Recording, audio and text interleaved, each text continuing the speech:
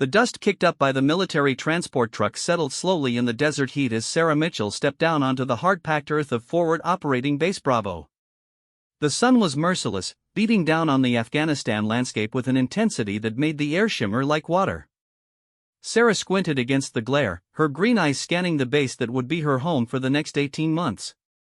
At 23, Sarah was younger than most of the Marines at the base, but she carried herself with the quiet confidence that came from years of training and an unshakable belief in her abilities. Her blonde hair was pulled back in a regulation bun, and, despite the long journey from Camp Pendleton, her uniform was crisp and properly maintained. In her hands, she carried what would soon become the subject of much discussion among the Marines, a rifle case containing her custom-built precision rifle. The base was a collection of tan-colored buildings and structures that seemed to blend into the desert landscape. Sandbags were stacked high around key positions, and the ever-present smell of diesel fuel and dust hung in the air. Sarah could hear the distant sound of helicopters and the occasional rumble of vehicles moving across the compound. "You must be Mitchell," came a gruff voice from behind her. Sarah turned to see a tall, broad-shouldered man approaching. His desert camouflage uniform bore the rank insignia of a gunnery sergeant, and his weathered face spoke of many years in the service. "I'm Gunny Rodriguez.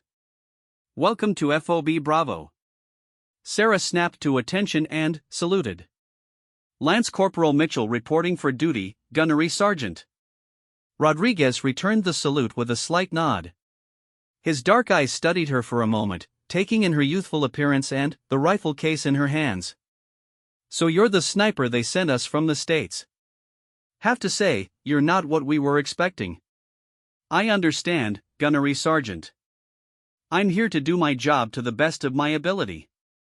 A small smile played at the corners of Rodriguez's mouth. "We'll see about that, Mitchell. Come on, let me show you around and introduce you to the team." As they walked across the base, Rodriguez pointed out the various facilities: the mess hall, the communication center, the medical facility, and the motor pool. The base was larger than Sarah had expected, housing nearly 200 Marines and support personnel. Everywhere they went, Sarah noticed the curious looks from other Marines.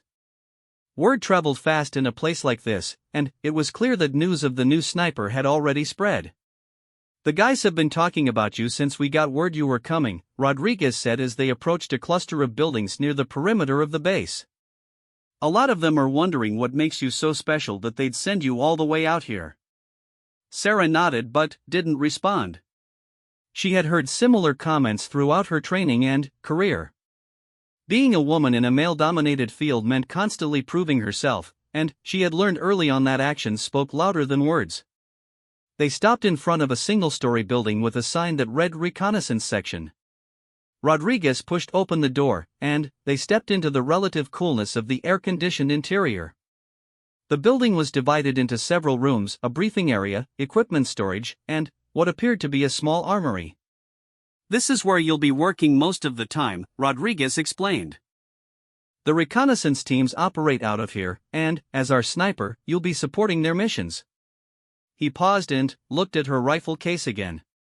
"Speaking of which, let's see what you brought with you." Sarah set the case down on a nearby table and opened it carefully. Inside, nestled in custom foam padding, was her rifle, a bolt-action precision weapon that she had spent months customizing and perfecting. The rifle itself was impressive, with a heavy barrel, adjustable stock, and a sophisticated muzzle brake. But it was the scope mounted on top that drew Rodriguez's attention. "What kind of optic is that?" he asked, leaning in for a closer look. "It's a custom scope I built myself," Sarah replied, running her hand along the rifle's stock. "High magnification with some modifications for extreme long-range shooting." Rodriguez whistled softly. "Looks expensive. And complicated." "It is both," Sarah admitted. "But it's also incredibly accurate. I can consistently hit targets at ranges that most people consider impossible." Just then, the door opened and 3 Marines entered the room. They were all older than Sarah, their uniforms bearing the wear and fading that came from extended deployment. The one in front, a sergeant with close-cropped black hair and intense blue eyes, stopped when he saw Sarah and the open rifle case.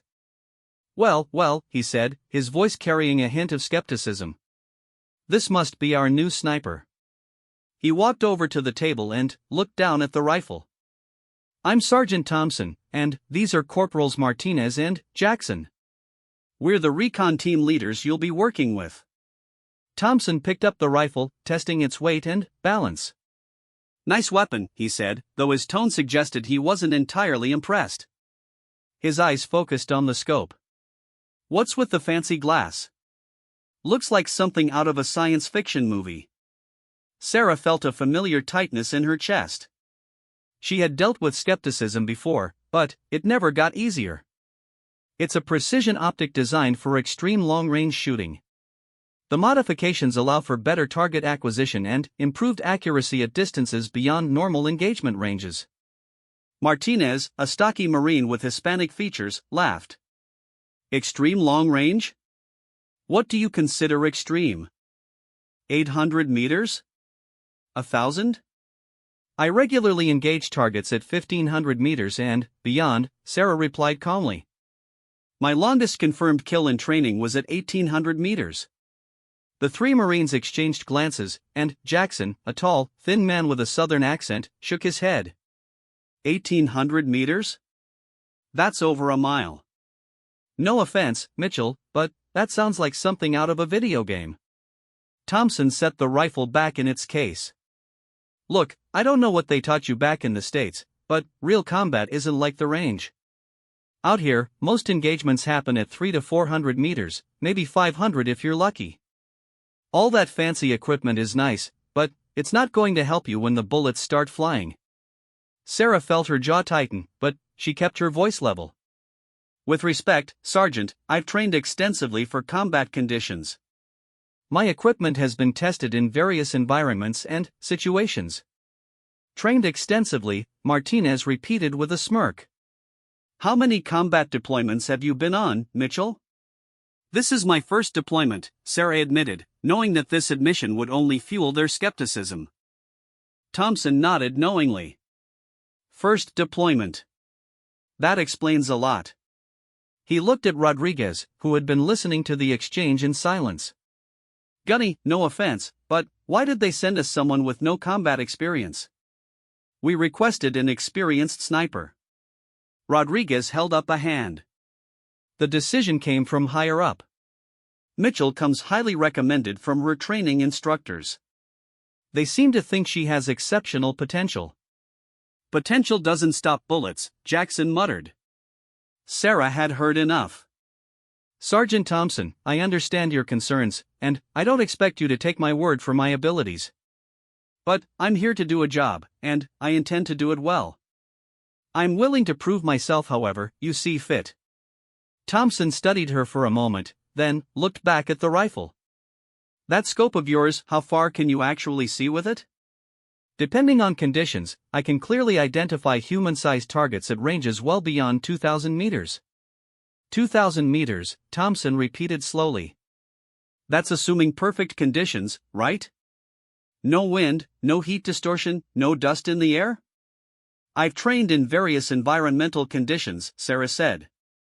Obviously, factors like wind and atmospheric conditions affect any long-range shot, but proper training and equipment can compensate for most variables. Martinez laughed again. Most variables. You talk like you've got everything figured out. Wait until you've been out here for a few weeks. This place has a way of humbling people real quick. Rodriguez stepped forward. All right, that's enough. Mitchell, you'll be bunking in Building C with the other non-commissioned officers. Get settled in, and we'll start integrating you into the mission rotation tomorrow. As Sarah picked up her rifle case, Thompson spoke again. Mitchell, I hope for all our sakes that you're as good as you think you are. Out here, other people's lives depend on your abilities. If you're wrong about what you can do, people die. The weight of his words settled on Sarah's shoulders as she followed Rodriguez out of the building. She understood the skepticism. She was young, inexperienced in combat, and claiming abilities that sounded impossible to Marines who had spent years in the field. But she also knew what she was capable of, and she was determined to prove it.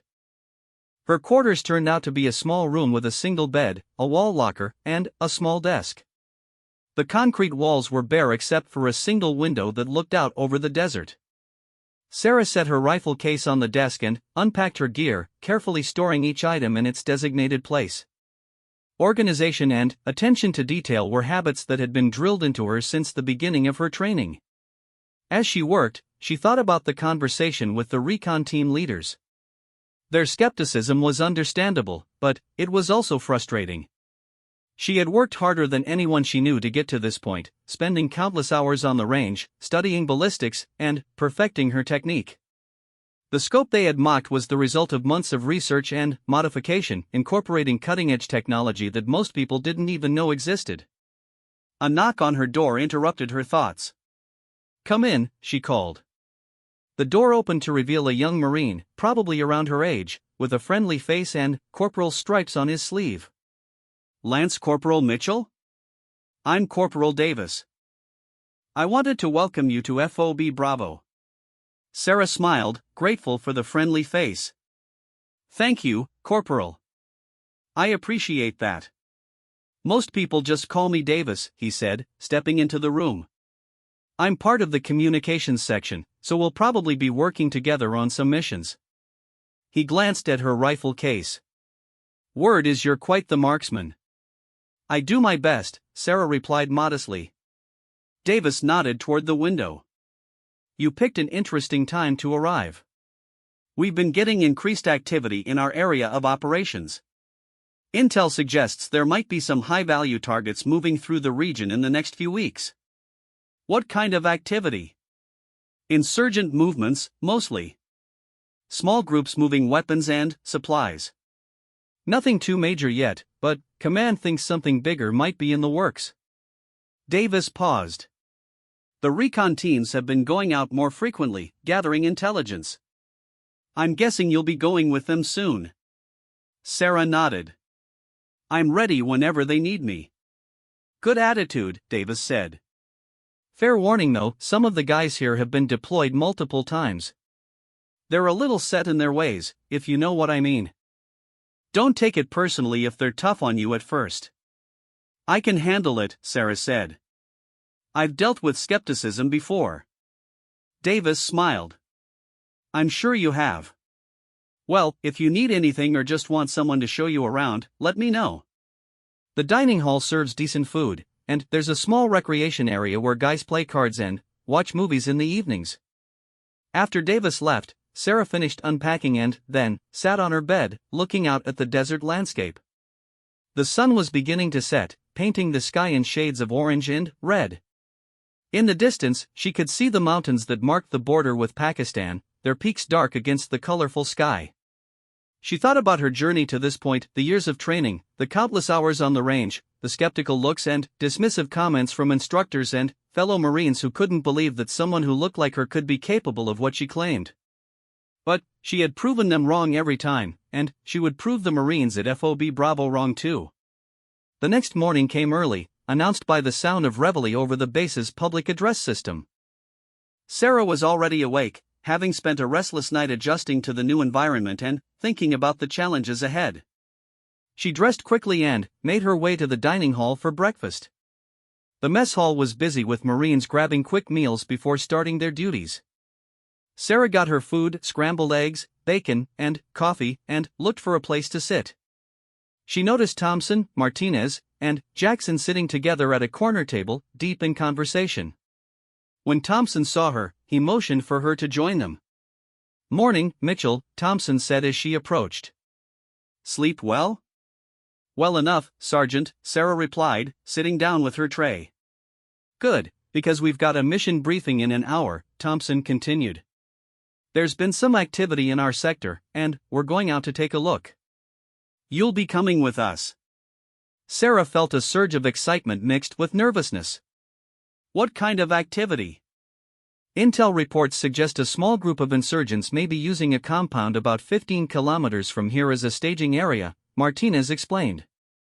"We're going to set up an observation post and gather intelligence on their movements.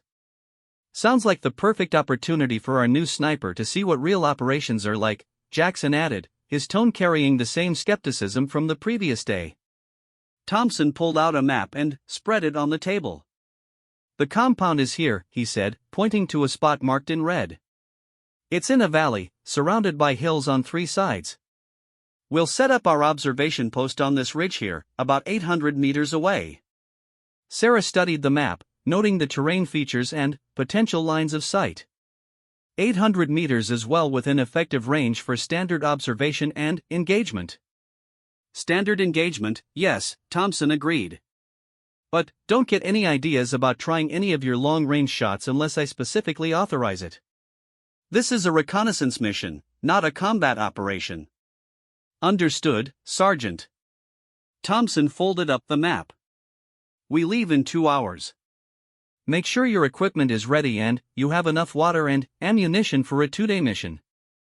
Sarah spent the next hour and a half carefully checking her equipment and preparing for her first mission. She cleaned her rifle thoroughly, checked the scope's alignment, and loaded her magazines with match-grade ammunition. Each round was inspected individually for any defects that might affect accuracy. As she worked, she thought about what the mission might bring. This was her chance to prove herself to the recon team and show that her training and equipment were more than just theoretical. She had trained for this moment for years, and now it was finally here. The sun was climbing higher in the sky when the team assembled at the motor pool. Besides the 4 Marines, they would be accompanied by a Navy corpsman, a medic named Petty Officer Williams. The team's transportation would be 2 heavily armored Humvees equipped with machine guns and advanced communication equipment. As they loaded their gear into the vehicles, Sarah noticed that several other Marines had come to see them off. Word of the mission and the new snipers' participation had clearly spread throughout the base. She could feel their eyes on her as she secured her rifle case in the vehicle. "No pressure, Mitchell," one of the Marines called out. "Just don't embarrass us out there." Sarah gave him a thumbs up and climbed into the passenger seat of the lead vehicle. Thompson was driving, with Martinez riding in the gun turret.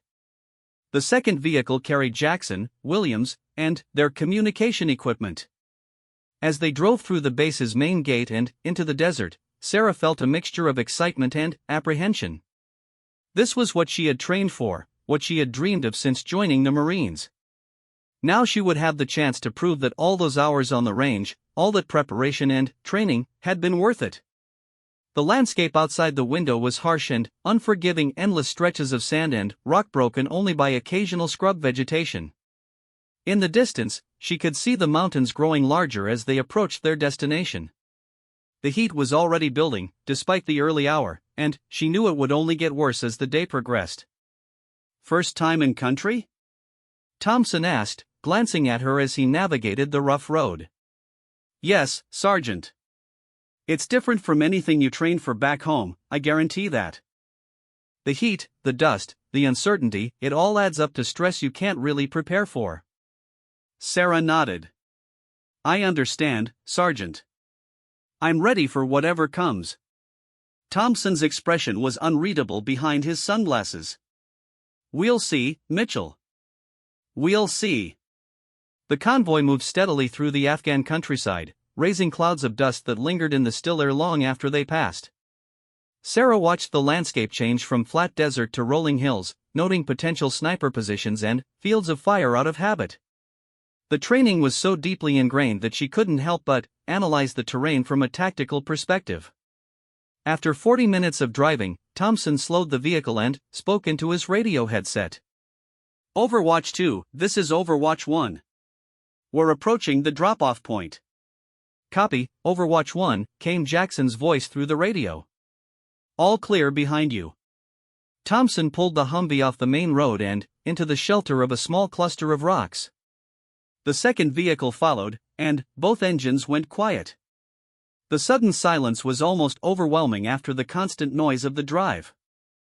"From here, we walk," Thompson announced, stepping out of the vehicle. "It's about 3 kilometers to our observation post.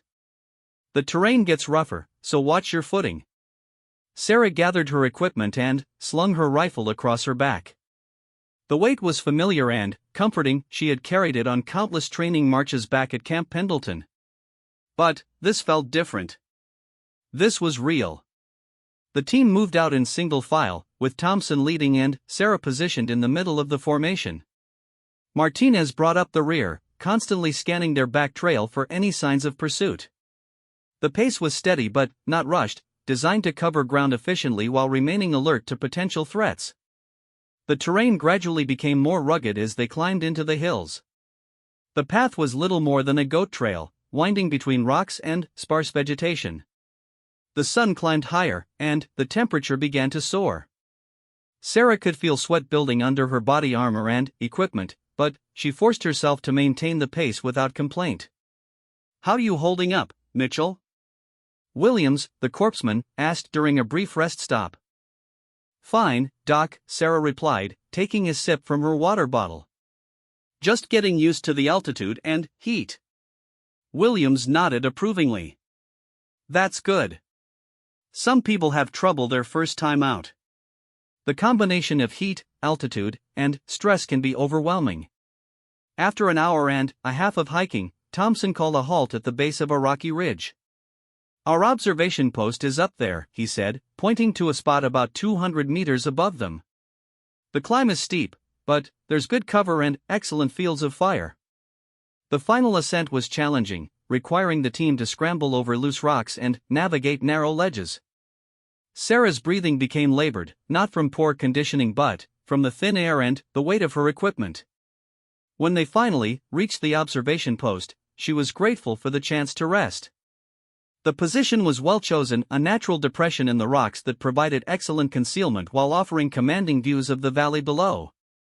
Thompson and Martinez immediately began setting up camouflage netting and organizing their equipment, while Jackson established communication with the base. "Take a look at your target area," Thompson said to Sarah, handing her a pair of high-powered binoculars. Sarah studied the valley below. About 800 meters away, she could see the compound that was their objective, a collection of mud brick buildings surrounded by a low wall. There was a main building in the center, with several smaller structures around the perimeter. A dirt road led to a gate in the western wall. "Good fields of fire," Sarah observed. "Clear sight lines to all the buildings and the main entrance." "That's what we thought," Thompson agreed.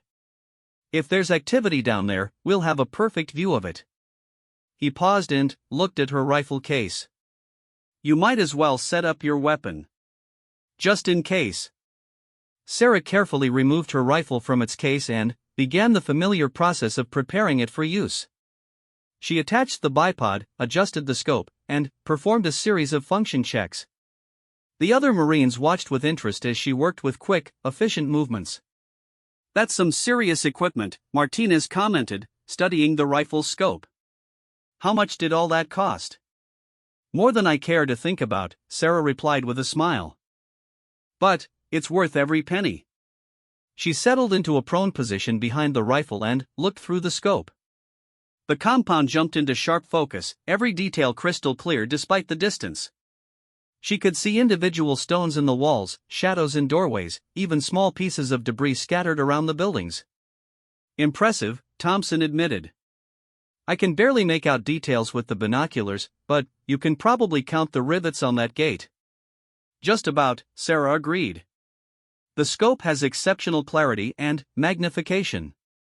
In good light like this, I can easily identify individual people at this range." For the next several hours, the team maintained watch over the compound while recording everything they observed. There was minimal activity at first, a few chickens wandering around the courtyard, a dog sleeping in the shade of one building. But, as the afternoon wore on, things began to change. "Movement in the main building," Jackson reported quietly. "I see someone in the doorway." Sarah focused her scope on the building and watched as a man emerged. He was dressed in traditional Afghan clothing and appeared to be scanning the surrounding hills. After a few moments, he went back inside. "That's interesting," Thompson murmured. "Why would he be looking around like that unless he was expecting something?" 20 minutes later, their question was answered. A small convoy of vehicles approached the compound from the south, 2 pickup trucks and a larger vehicle that looked like a modified cargo truck. "Here we go," Martinez said softly. "Looks like our intel was correct." Sarah watched through her scope as the vehicles entered the compound. Several men got out of the trucks, and she could see them carrying what appeared to be weapons and equipment boxes. The activity level around the compound increased dramatically as more people emerged from the buildings. "Count 12 individuals," Sarah reported quietly. "All appear to be adult males. I can see AK-47 rifles and what looks like heavier equipment being unloaded from the truck." Thompson nodded and spoke into his radio. "Base, this is Overwatch 1. We have positive contact at the target location. 12 military-age males with weapons and equipment. Request guidance." The response came back quickly. "Overwatch 1, continue observation and report. Do not engage unless directly threatened." For the next 2 hours, the team watched and documented the activity below. The men in the compound were clearly preparing for something. They moved with purpose and organization that suggested military training. Sarah kept detailed notes of everything she observed through her scope. "They're setting up some kind of communication equipment," she reported. "I can see antennas being erected on the main building. Probably coordinating with other cells," Williams observed. "This might be bigger than we thought." As the sun began to set, the activity in the compound shifted. The men gathered in the courtyard for what appeared to be a briefing, with one individual clearly in charge. Sarah adjusted her scope settings for the changing light conditions and continued her observation. "The leader is pointing toward the northern hills," she reported. "He seems to be giving directions or assignments to the others." Thompson studied the scene through his binoculars. "Can you make out any details about their equipment?" Sarah fine-tuned her scope's focus. "I can see several AK-47s, at least one RPG launcher, and what looks like a heavy machine gun. There are also several boxes that could contain ammunition or explosives." "This is definitely more than a small cell," Jackson said grimly. "This looks like preparation for a major operation." As darkness began to fall, the activity in the compound decreased. Lights came on in some of the buildings, providing new observation opportunities. Sarah switched to her scope's night vision mode, which used thermal imaging to identify heat signatures. "Technology keeps getting better," Martinez commented, watching Sarah adjust her equipment. "When I first deployed, we were lucky to have basic night vision. The thermal capability is especially useful," Sarah explained. "I can track individual people even when they're inside buildings, as long as the walls aren't too thick." The night passed quietly, with the team taking turns on watch while others rested. Sarah found herself unable to sleep much, her mind racing with thoughts about what they had observed and what it might mean. This was clearly a significant intelligence find, and she felt the weight of responsibility for documenting everything accurately. Dawn brought renewed activity in the compound. Sarah watched through her scope as the men emerged from the buildings and began what appeared to be weapons training. They set up targets at the far end of the compound and took turns firing various weapons. "They're conducting training exercises," she reported. "Looks like they're testing their weapons and practicing marksmanship." Thompson nodded grimly. "They're definitely preparing for something. The question is what and when." Around mid-morning, something unexpected happened. A new vehicle arrived at the compound, a white pickup truck that appeared different from the others. 3 men got out, and Sarah immediately noticed that they were dressed differently and carried themselves with an air of authority.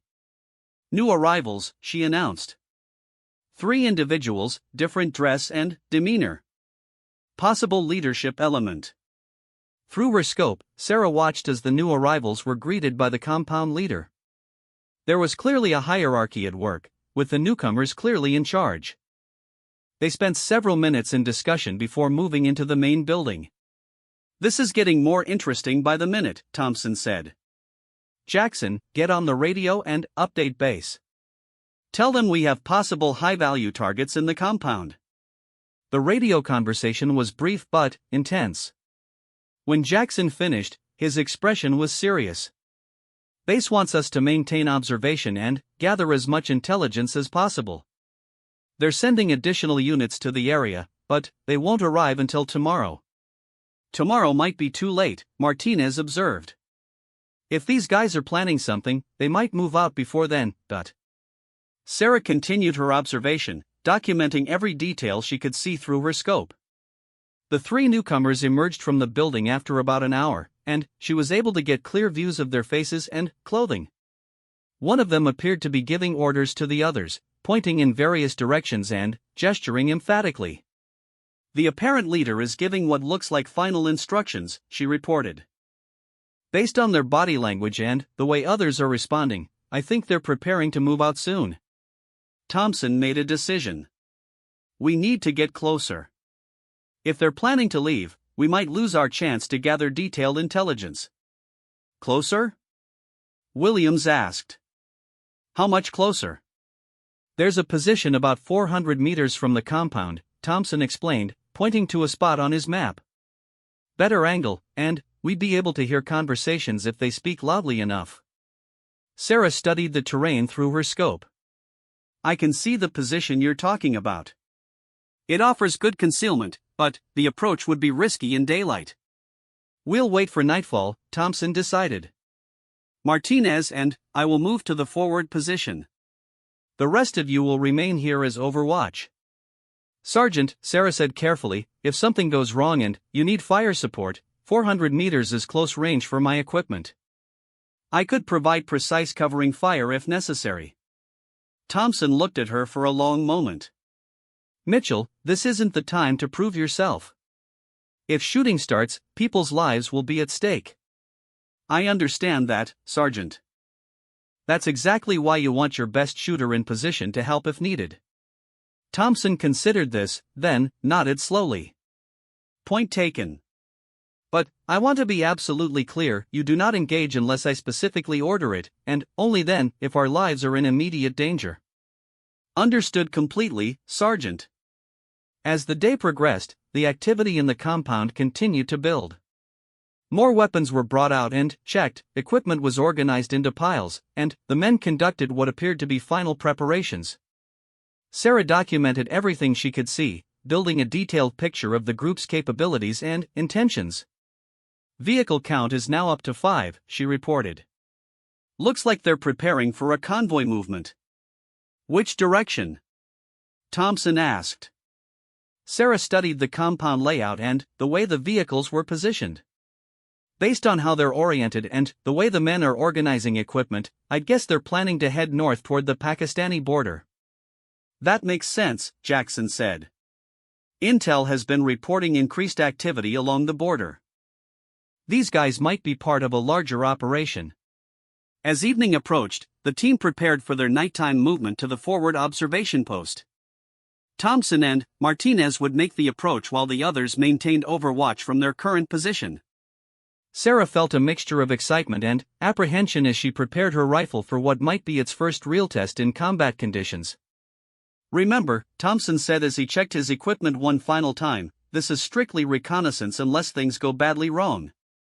We're here to observe and report, not to fight. Sarah nodded, understanding the mission parameters but also knowing that situations could change rapidly in combat. She had trained extensively for various scenarios, and she was prepared to adapt to whatever the night might bring. As darkness settled over the valley, Thompson and Martinez began their careful movement toward the forward position. Sarah watched through her thermal scope as their heat signatures slowly made their way down the hillside, moving from cover to cover with practiced stealth. Overwatch 2 has visual on movement team, she reported quietly into her radio. Clear approach so far. The next few hours would test everything Sarah had learned in training and everything she believed about her own abilities.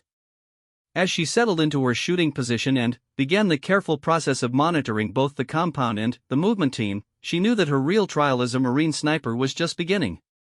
The night air in the Afghan mountains carried a chill that seemed to cut through even the warmest clothing. Sarah lay motionless behind her rifle, watching through her thermal scope as Thompson and Martinez made their way down the rocky slope toward the forward observation position. Their heat signatures appeared as bright white shapes against the cooler background, moving with careful precision from one piece of cover to the next. Movement team is halfway to the forward position, Sarah whispered into her radio headset. No signs of activity from the compound. Copy, Overwatch 2, came Thompson's quiet response. Continue monitoring. We'll be in position in 20 minutes. Sarah shifted slightly to relieve pressure on her elbows, careful not to disturb her rifle's position. The thermal scope showed the compound below as a collection of warm buildings against the cold desert landscape. She could see heat signatures of people moving inside some of the structures, but there was no external activity. Jackson, positioned a few meters to her left, was monitoring radio communications while Williams kept watch with night vision binoculars. The team worked in practice silence, communicating only when necessary and, then, only in whispers. Thermal signatures show approximately 15 people in the compound, Sarah reported. Most appear to be in the main building, but I'm tracking at least 3 individuals moving between structures. Roger, Thompson replied. We're almost in position. Any changes in vehicle status? Sarah focused her scope on the area where the vehicles were parked. Negative. All vehicles remain stationary. Engine signatures are cold. 25 minutes later, Thompson and Martinez reached their forward position. From their new vantage point, they were close enough to the compound to hear conversations and observe details that had been impossible from the original observation post. Overwatch 1 is in position, Thompson reported. We have clear audio on their conversations. They're speaking a mixture of Pashto and Arabic. Can you make out what they're saying? Sarah asked. Some of it. Martinez speaks enough Pashto to get the general idea. Sounds like they're planning to move out before dawn. Something about meeting other units at a location to the north. Sarah adjusted her scope settings for optimal night viewing and continued her surveillance. The compound remained relatively quiet, but she could see increased movement inside the buildings. Heat signatures showed people moving with purpose, gathering equipment and preparing for departure. Movement in the main building, she reported. Looks like they're bringing equipment to the central courtyard. We see it too, Thompson confirmed. Weapons and what appears to be communication gear. This is definitely a significant movement. For the next hour, the team watched as the insurgents prepared for their departure. Sarah documented everything through her scope, noting the types of weapons, the organization of the group, and the apparent chain of command. Her training had emphasized the importance of gathering detailed intelligence, and she was determined to provide the most complete picture possible. New development, Thompson's voice came through the radio with increased urgency. We're hearing references to an American patrol. I think they're planning an ambush. Sarah felt her pulse quicken. Did you get any details about location or timing? Still listening. Martinez thinks they mentioned a checkpoint about 10 kilometers south of here. If that's accurate, there might be Marines in immediate danger. Jackson immediately got on the radio to base, reporting the potential threat and requesting information about any patrols in the area. The response came back quickly and was not reassuring. Base confirms there's a supply convoy scheduled to pass through Checkpoint 7 at 0600 hours, Jackson whispered. That's less than 4 hours from now. We need to stop this, Williams said grimly. Thompson's voice came through the radio with careful control. Overwatch 1 to all stations. The situation has changed. We're looking at potential threat to friendly forces. We need to develop a plan to either warn the convoy or